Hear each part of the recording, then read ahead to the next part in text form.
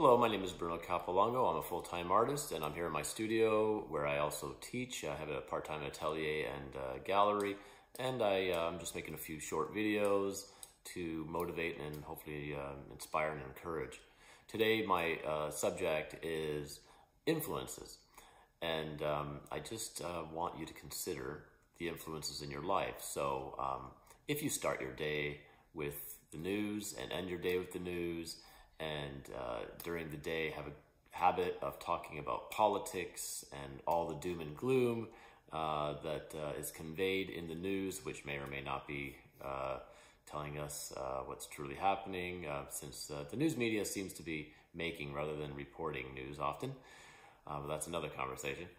You know, we are the sum total of all these experiences and conversations and influences in our life, whether it's books or movies, I should say, music, the conversations we have or choose, the friends we have, of course, the types of friends we have, and the experiences that we seek out.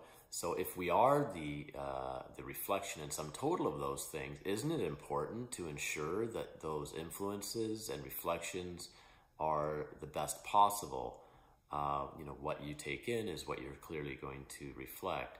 So I would say we don't need to start and end our day with news and politics. As a matter of fact, we probably could cut out all but maybe a few minutes a day. And I would say I've gone for sometimes days at a time, and that might explain why days at a time without these influences, and that might explain why I tend to be one of the happier people I know these days. So just be aware that your artwork is also going to largely reflect all these things which come in, that you think about, they percolate, and then they come out to varying degrees. Even if it's only in how you're painting, that's still significant. Okay, so I hope this video has been a small encouragement to beware and be more intentional of your influences. Please like and subscribe and share this video and comment. I always appreciate your comments. Thank you.